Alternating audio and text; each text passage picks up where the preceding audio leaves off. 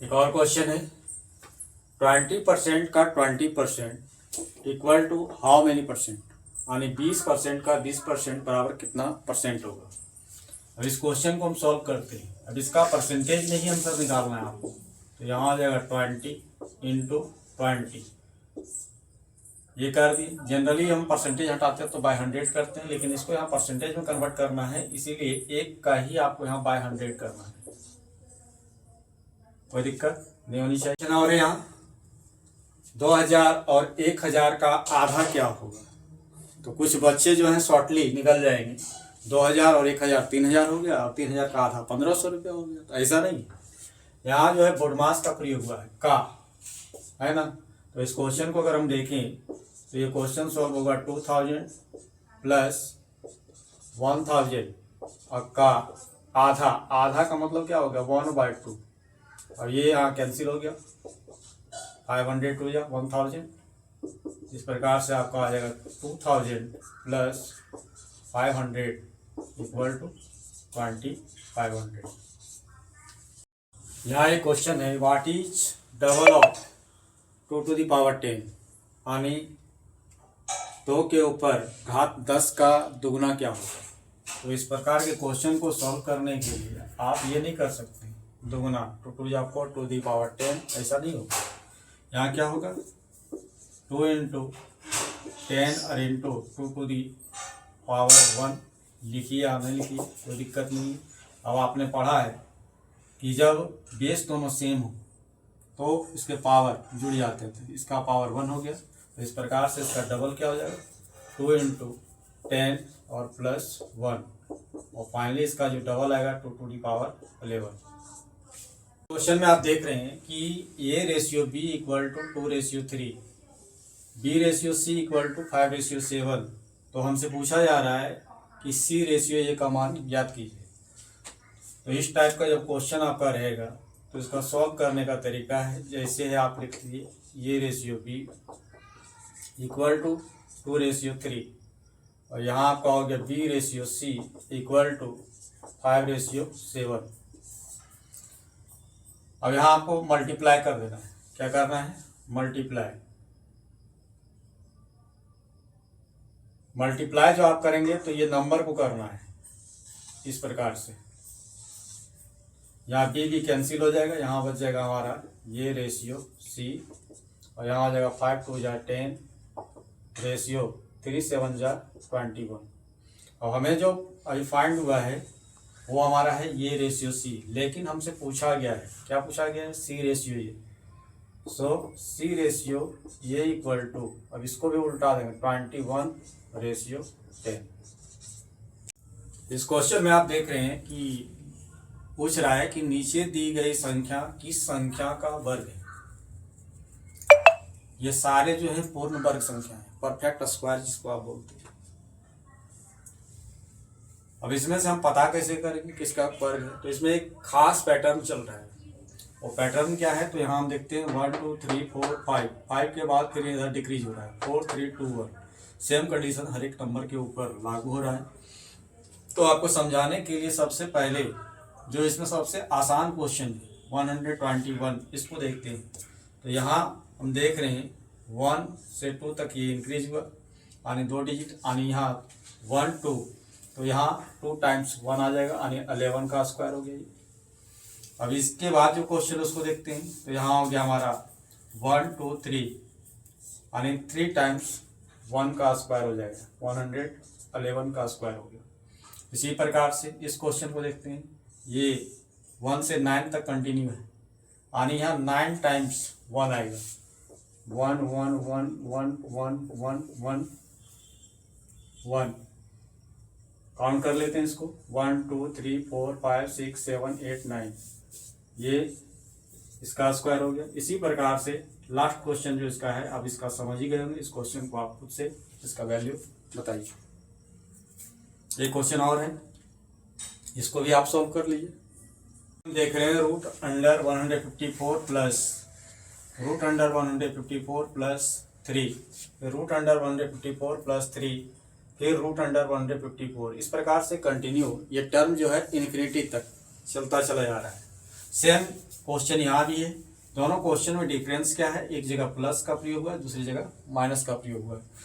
तो ऐसे क्वेश्चन को सॉल्व करने के लिए हमें इस टर्म का 154 को इस प्रकार से तोड़ना है कि दोनों का जो है डिफरेंस 3 आना चाहिए। तो यहाँ हम इसको तोड़ सकते हैं 11 इंटू 14, और 14 में 11 माइनस करेंगे 3 आ जाएगा। अब यहाँ सबसे इम्पोर्टेंट जो आपको समझना है, महत्वपूर्ण जो है आपके लिए, वो यहाँ हम देख रहे हैं प्लस है। तो जब भी प्लस रहेगा तो इसका हाईएस्ट फैक्टर जो होगा वही इसका आंसर हो जाएगा। इसका आंसर क्या आएगा, 14। सेम कंडीशन इसके ऊपर भी लागू होगा। यहाँ भी हमको इसी प्रकार से तोड़ना है कि जिसका डिफरेंस कितना है, 3 आए। अब इसको हम तोड़ेंगे तो ये भी हमारा टूटेगा 11 इंटू 14। तो जब 11 इंटू 14 में टूटेगा तो यहाँ माइनस है, और 14 में 11 को माइनस कर रहे हैं, 3 आ रहा है। तो इस प्रकार से माइनस रहने पर इसका लॉगेस्ट जो होगा वही इसका आंसर होगा। इसका फाइनल आंसर हो जाएगा 11। ये क्वेश्चन जो आप देख रहे हैं वो समय और काम से, जैसा कि इस क्वेश्चन में आप देख रहे हैं, यदि 12 बढ़ी 6 घंटे प्रतिदिन कार्य कर 24 दिनों में 460 पलंग बनाते हैं, तो 18 बढ़ी 8 घंटे प्रतिदिन कार्य करके 36 दिन में कितनी पलंग बनाएंगे। तो क्वेश्चन तो बहुत लंबा चौड़ा लग रहा है, लेकिन इसको बहुत ही आसान तरीके से MDH का तड़का लगा के बनाएंगे। MDH का तड़का क्या होता है, तो M4 यहाँ हो जाएगा मेन यानी बढ़ी, D4 हो जाएगा दिन यानी 24 दिन, और H4 हो जाएगा आवर कितना है, 6 घंटे।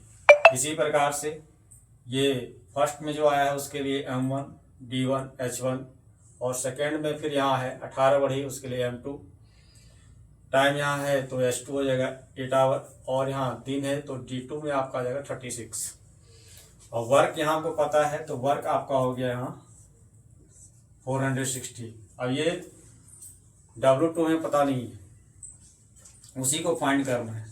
अब जैसे आपको बताया गया उस प्रकार से यहाँ वैल्यू को पुट कीजिए। यहाँ हो जाएगा 12, यहाँ डे में आपका आ जाएगा 24, इसके बाद आवर्स में फिर हो जाएगा 6, और यहाँ इसका वर्क दिया गया है 460 इक्वल टू, सेम इसी प्रकार से इधर भी वैल्यू को हम पुट करेंगे।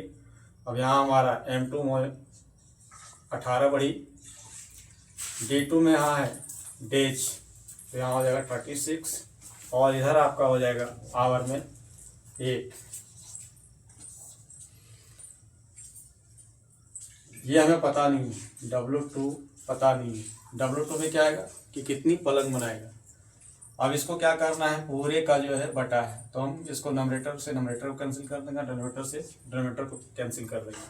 अब यहाँ हम देखें तो ये 12 3 जा 36 कैंसिल हो गया, फिर इधर देखें 8 3 जा 24 कैंसिल हो गया, और फिर 3 2 जा 6 कैंसिल हो गया, फिर यहाँ से 2 से ये कट जाएगा, 2 9 जा 18, और ये कट गया 3 3 जा 9, यानी फाइनली आपको बच गया यहाँ 1/460 equal to 3/W2। Cross multiply यहाँ करेंगे तो यहाँ आ जाएगा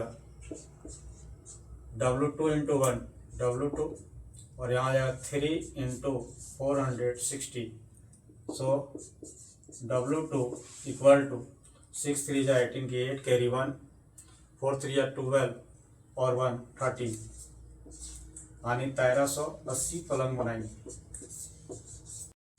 इस क्वेश्चन में आप देख रहे हैं दिया है 3 numbers are in the ratio 3:4:6 and their product is 1944।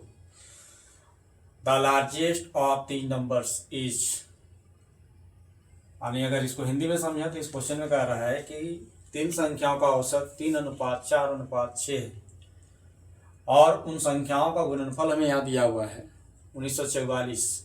तो आपसे पूछा जा रहा है कि सबसे बड़ी संख्या क्या होगी। तो इस क्वेश्चन को चलिए सॉल्व करते हैं। यहाँ रेशियो दिया है तो इसको मान लेते हैं, जो संख्याएं हैं वो 3x यहाँ प्रोडक्ट है तो इसलिए इंटू का प्रयोग कर रहे हैं। 4x into 6x equal to हो जाएगा 1944। अब इसको इंटू में है, इसको कैंसिल हम कर सकते हैं। 4 से इसको काटते हैं, 4 से ये कट जाएगा हमारा, 4 4 जा 16, 3 आया, 4 8 जा 32, 2 बचा और 4 6 जा 24। अब 3 से इसको कैंसिल करते हैं, 3 से 16, 3 जा 48 और 3 2 जा 6। फिर 6 से इसको कैंसिल करते हैं तो 6 से ये हो जाएगा 6 2 जा 12 और 6 7 जा 42। अब यहाँ हमारा बच गया x into x into x, तो x into x into x equal to हमारा हो गया x³। इधर हमारा आ गया 27। सो x इक्वल टू, यहाँ घात में 3 है तो इधर जाके क्यूब रूट हो जाएगा, तो यहाँ आ जाएगा क्यूब रूट 27। सो x का वैल्यू कितना आ जाएगा, इसको तोड़ देंगे, 3 इंटू 3 इंटू 3, इसमें 3 का पेयर का प्रयोग करना है तो फाइनल आंसर हमारा हो जाएगा 3। अब लार्जेस्ट नंबर पूछा गया है, largest number equal to, largest number हो जाएगा 6x, यहाँ 6 इंटू 3, 6 3 जा 80, यही हमारा आंसर हो जाएगा। The sum of two numbers is 29, दो संख्याओं का योग 29 दिया हुआ है। And differences of their squares is 145, और उन दो संख्याओं का वर्गों का अंतर 145 है। The differences between the numbers is, और उन दोनों संख्या के बीच वास्तविक अंतर क्या है, यही हमसे पूछा जा रहा है। चलिए सॉल्व करते हैं इस क्वेश्चन को।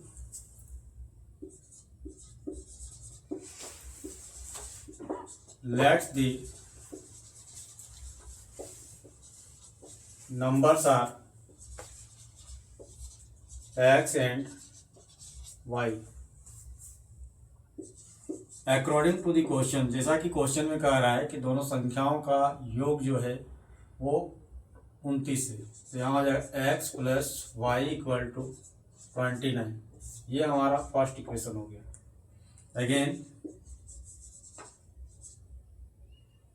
अकॉर्डिंग टू द क्वेश्चन, आपकी सेकेंड इक्वेशन जो इसमें बनेगा उसमें दिया गया है the difference of their square is 145, तो x square minus y square equal to 145।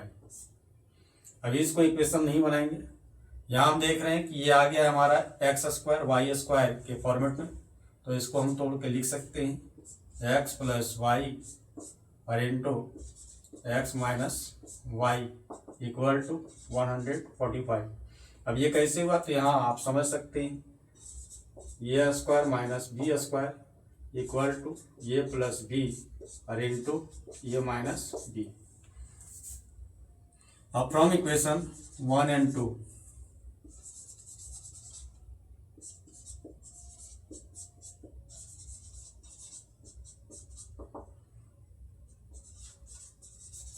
We get.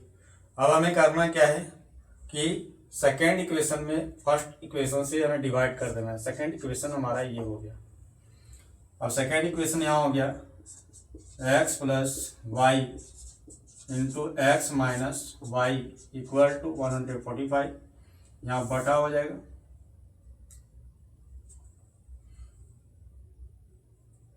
यहाँ बटा हो गया। हमको डिवाइड करना है इसमें एक्स प्लस वाई और इधर हो जाएगा हमारा 29। एक्स प्लस वाई कट जाएगा और यहाँ 29 से यहाँ कैंसिल हो जाएगा 5 बार, यानी 5 times. So x minus y equal to 5, यानी हमारा डिफरेंस कितना आ गया, डिफरेंस इक्वल टू 5 के ऊपर देख रहे हैं। ये क्वेश्चन इंदिरा गांधी बालिका विद्यालय हजारीबाग में पूछा गया है और नेत्रहाट में भी ये क्वेश्चन को पूछा गया है। इस क्वेश्चन में कह रहा है कि एक रेलगाड़ी की लंबाई 120 मीटर है, यदि गाड़ी की चाल 60 किलोमीटर प्रति घंटा हो तो 180 मीटर लंबे प्लेटफार्म को पार करने में उसे कितना समय लगेगा। अब इस क्वेश्चन को हम देखते हैं। सपोज दैट ये हमारा हो गया ट्रेन, ये हो गया ट्रेन और ये हो गया हमारा प्लेटफॉर्म। अब यहाँ ट्रेन की लंबाई हमें दी हुई है 120 मीटर। इसके बाद प्लेटफॉर्म की लंबाई दिया हुआ है 180 मीटर। यह है प्लेटफॉर्म। अब हमें टोटल डिस्टेंस, तो ये ट्रेन जब यहाँ से गुजरेगी तो इसका ये छोर जो है लास्ट यहाँ पहुंचेगा, यानी दोनों का योग हो जाएगा। चलिए अब क्वेश्चन को सॉल्व करते हैं। हमें निकालना है टाइम। तो टाइम इक्वल टू हो जाएगा टोटल डिस्टेंस। टोटल डिस्टेंस कितना हो जाएगा 120 मीटर आपका ट्रेन हो गई और 180 मीटर प्लेटफॉर्म हो गया। अब यहाँ समस्या ये हो रहा है कि हमारा जो डिस्टेंस है वो मीटर में है, लेकिन चाल जो दिया हुआ है किलोमीटर पर आवर में, तो इसको हम कन्वर्ट कर देंगे मीटर पर सेकेंड में। मीटर पर सेकेंड में कन्वर्ट करने के लिए 5/18 से अगर आप किलोमीटर पर आवर में अगर मल्टीप्लाई कर देते हैं तो वो मीटर पर सेकेंड में हो जाएगा। अब चलिए इसको कैंसिल करते हैं। 6 3 जा 18, 6 10 जा 60। अब इसको ऐड करेंगे 120 प्लस 180 इक्वल टू आ जाएगा 300। 10 5 जा 50 और ये 3 जो है ये इंटू हो जाएगा, तो यहाँ आ जाएगा 3। 50 से ये कट जाएगा, 50 6 जा 300। इस प्रकार से हमारा फाइनल आंसर आ गया 6 3 जा 18 सेकेंड। इस क्वेश्चन में दिया हुआ है कि 5 सेंटीमीटर भुजा वाला एक ठोस घन बनाने के लिए 1 सेंटीमीटर भुजा वाले कितने घनों की आवश्यकता होगी। हमें घनों की संख्या पूछी गई है कि 1 सेंटीमीटर भुजा वाले कितने घन हैं। तो यहाँ घनों की संख्या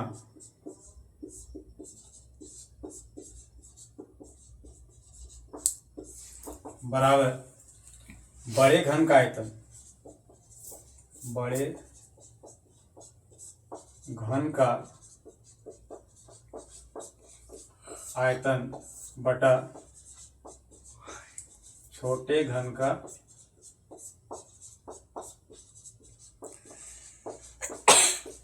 आयतन। अब देख रहे हैं बड़े घन का आयतन, इसका जब 5 सेंटीमीटर दिया हुआ है साइड, तो आपको पता है घन का आयतन बराबर होता है भुजा क्यू, यानी भुजा इंटू भुजा इंटू भुजा। इसका भुजा हो गया 5 सेंटीमीटर, तो यहाँ आ जाएगा 5 इंटू 5 इंटू 1। छोटे घन का भुजा में दिया हुआ है 1 सेंटीमीटर, तो यहाँ आ जाएगा 1 इंटू 1 इंटू 1। मल्टीप्लाई करेंगे 125 बटा 1, यानी 125 125 छोटे घनों की आवश्यकता होगी। यहाँ एक सेमी सर्कल आप देख रहे हैं। सेमी सर्कल जो है इसमें इसका रेडियस जो है 7 सेंटीमीटर हमें दी गई है। अब हमसे पूछा जा रहा है सर्कमफेरेंस। तो जनरली बच्चों को देखते हैं कि वो गलती कर देते हैं। गलती क्या करते हैं कि सर्कल का सर्कमफेरेंस इक्वल टू होता है 2πr, तो 2πr में 2 कैंसिल कर दिए, πr करके निकाल दिए। तो ऐसा नहीं होता है। सर्कमफेरेंस से आशा है कि मान लेते सपोज दैट यहाँ से हम चलना शुरू किए, यहाँ से चलते चलते यहाँ पहुँचे, तो ये आपका हाफ सर्कमफेरेंस हो गया। इसके बाद फिर देखिए यहाँ से फिर वापस रिटर्न होना है, ये हमारा डायमीटर हो गया। तो इस प्रकार से हम जब सर्कमफेरेंस फाइंड करेंगे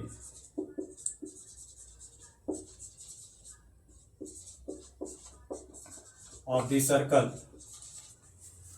तो आपको ये फॉर्मूला याद रखना है पाई आर प्लस डी। पाई का वैल्यू आपको तो पता है 22/7। अब यहाँ आया 22/7, रेडियस इसका है 7 सेंटीमीटर, तो इंटू 7। और जब इसका रेडियस दिया हुआ है तो हम डायमीटर को भी फाइंड कर सकते हैं। तो यहाँ आ जाएगा 2 इंटू 7, क्योंकि b इक्वल टू होता है 2 इंटू रेडियस। 7 7 कैंसिल हो गया, ये आ गया आपका 22 और यहाँ 7 2 जा 40।